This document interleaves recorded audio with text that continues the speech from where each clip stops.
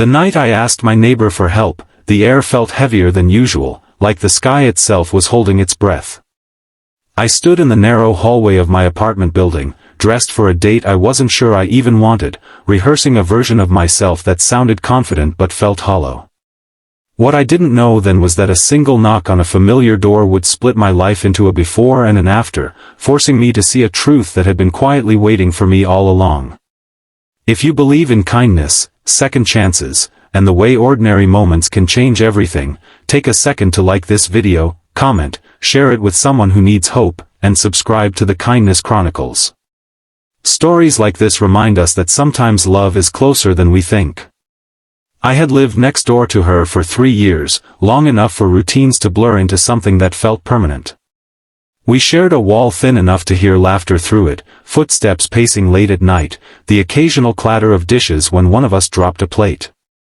She was the kind of neighbor people wrote about but rarely met, the one who watered your plants when you were away, who left a note under your door if a package arrived, who remembered your birthday even when your own family forgot. I told myself she was just kind, that kindness didn't mean anything more. It was easier to believe that than to ask why her presence steadied me in ways I couldn't explain. The date had come from pressure, not desire. Friends insisted it was time to move on, to stop being alone, to prove that I was still capable of wanting something new after a string of quiet disappointments. I agreed because it felt safer to say yes than to admit I was tired of pretending. But as the evening approached, panic settled in. I realized I didn't know how to be charming anymore, didn't know how to present a version of myself that wasn't bruised by past endings. That was when I knocked on her door, telling myself I only needed advice. A quick fix, a friendly opinion to get me through the night. When she opened the door, the hallway light fell across her face in a way that made my chest tighten. She looked at me not with surprise, but with recognition, as if she had been expecting me long before I raised my hand to knock. I stumbled through my request, explaining the date, the uncertainty, the need for help. I didn't notice at first how still she became, how the easy warmth she usually carried shifted into something deeper, heavier, almost fragile. There was a long pause, and in that silence I felt something change, like the ground beneath me had subtly tilted. She didn't give me tips about what to wear or how to act. Instead, she looked at me with a softness that carried years of unspoken moments, and in that look was a question I had never allowed myself to ask. I saw it then, all at once, the late-night conversations in the hallway, the way she lingered when we said goodbye, the concern in her eyes whenever I mentioned being tired or lonely. I had been so busy trying to outrun my past that I missed the present standing right in front of me. The realization didn't come gently. It crashed into me with the weight of regret. I thought about every time she had shown up for me without being asked, every quiet kindness I had accepted without understanding its cost. I thought about how I had categorized her as safe, as familiar, as someone who would always be there. And I understood, painfully, how blindness can hurt more than rejection. The challenge I faced then wasn't about the date anymore.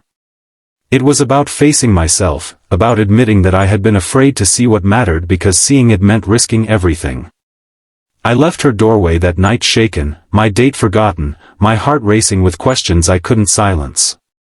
I walked the city streets aimlessly, watching couples pass by, feeling like an outsider to my own life. The truth followed me like a shadow. I realized how often we chase distant possibilities while overlooking the love that grows quietly beside us. The struggle wasn't just deciding what to do next, it was accepting responsibility for the pain my unawareness might have caused. Days passed, heavy and reflective. I avoided her door at first, not out of indifference but out of fear. Fear of confirming what I already knew, fear of hearing that I was too late. Every sound from the other side of the wall felt louder, every absence more noticeable. I began to understand that love isn't always loud or dramatic. Sometimes it waits patiently, hoping to be noticed, trusting that one day you'll finally look up. What changed me was not a grand gesture but a small moment of clarity. I remembered a night months earlier when the power went out, and we had sat on the stairs with candles, talking about nothing and everything. I remembered how calm I felt then, how complete. That memory returned with such force that it left no room for denial. I wasn't afraid of dating. I was afraid of losing her. When I finally found the courage to face her again, the hallway felt different, like a place where truth demanded to be spoken. I didn't come with excuses or explanations. I came with honesty, stripped of pretense. I acknowledged my blindness, my fear, the way I had leaned on her kindness without understanding its depth.